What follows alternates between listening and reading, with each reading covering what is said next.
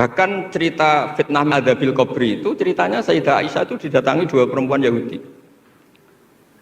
Sayyidah Aisyah itu dermawan sekali. Ya memang orang-orang soleh itu jubila auliya wala sakha. Orang soleh itu pasti dermawan. Karena sering dikasih, terus si orang Yahudi, perempuan Yahudianya ini mendoakan semoga kamu diselamatkan dari siksa kubur. Sama sih ingat redaksi di kitab Bukhari itu. Walam an'am an usaddiqahuma, kata Sayyidah Aisyah, saya tidak nyaman membenarkan dia karena dua orang ini orang Yahudi. Setelah Nabi datang terus diceritani sama Sayyidah Aisyah, itu benar bahwa nanti memang ada adzabil qabri. Semenjak itu ada isti'adzah min adzabil qabri. Allahumma inni a'udzubika, seterusnya sampai min adzabil qabri wa min fitnatil mahya. Dan masih banyak lagi cerita-cerita sosial Nabi yang Nabi tertawa-tawa ketika orang Yahudi bilang nanti pas kiamat itu kan hancur semua Muhammad. Lalu orang-orang sudah mati diletakkan di mana? Pokoknya terus orang Yahudi cerita-cerita, terus Nabi tertawa-tawa, fadhika hatta badat nawajiduhu tasdiqan lima qalahul khabru. Nabi tertawa-tawa, oh ya benar. Semenjak itu ada ilmu bersama bahwa kalau orang Yahudi, orang Nasrani cerita ilmiah itu la tusaddiquhum wa la tukadzibuhum. Kamu jangan ngambil sikap membenarkan, juga jangan sampai ngambil sikap mendustakan. Kamu benarkan jangan-jangan pas yang muharraf, yang tipuan. Kamu dustakan jangan-jangan yang masih orisinil. Makanya secara ilmiah Nabi ngendikan la tusaddiquhum wa la tukadzibuhum. Intinya tidak ngambil sikap ekstremis itu juga ajaran tafsir yang sampai ke kita. Karena kita ini butuhnya menang fil hujjah. Dan Allah sering ngendikan di beberapa ayat, diantaranya tentu qul falillahil hujjatul baligh.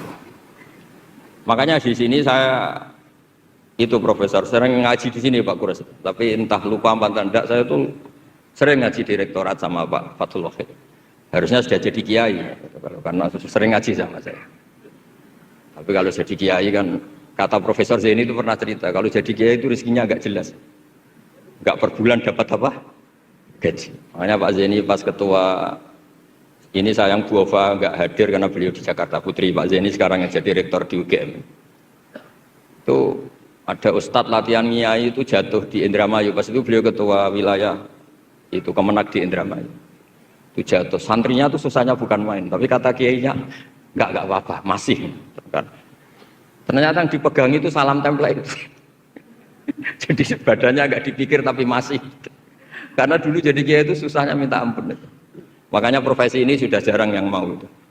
Kalau jadi kiai artis banyak yang mau karena makanya saya jadi kiai di UI itu sering istighfar. Jangan-jangan ini kategori elit sehingga hisabnya besar.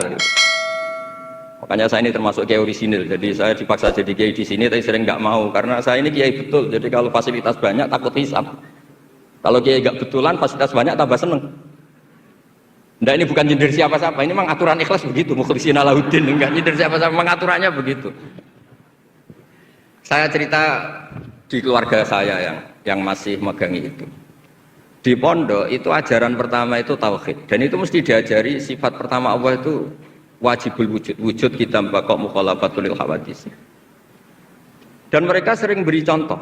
Kenapa tafsir Munir Bismillahirrahmanirrahim? Pertama yang diterangkan oleh tafsir Munir, Senawi Al-Jawi. Kenapa Al-Quran dimulai dari ba? Dan ba dimulai ada titiknya satu.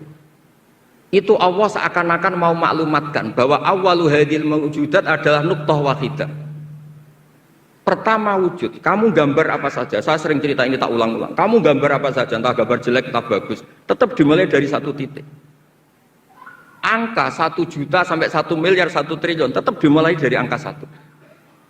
Sebab itu bak di situ kata Syekh Nawawi adalah bi kana makana wa bi yakunu mayakun. Dengan saya kata Allah yang ada menjadi ada, yang mau ada saya yang mengadakan. Unsur utamanya saya kata Allah. Nuqtatil wujud. Artinya gini, andaikan kita neladani tafsir-tafsir yang ada di Indonesia, kita ini pasti menguatkan akidah. Bukan menang kalah urusan sosial, urusan apa. Itu kedua ketiga lah, syukur-syukur menang. Tapi kalau kita paksakan itu yang nomor satu, pasti kita sering kecewa. Itu rektor UI itu mesti miskin tuh dibanding pengusaha-pengusaha Jakarta. Itu kalau nggak terima, saya ini rektor Universitas Islam, masa kalah kaya kan repot nanti. Tapi barokahnya qanaah, alhamdulillah nggak apa-apa. Ya jadi jelas ya di sini beliau ngendikan yang menang hujah itu fa innaha mustamirratun abadan. Logika itu mustamirratun abadan. Dalam kitab Fathul Bari sarahnya Shahihul Bukhari dijelaskan Kemenangan umat Islam itu iltidza dan aklian. Kita punya akidah yang secara akal itu nyaman.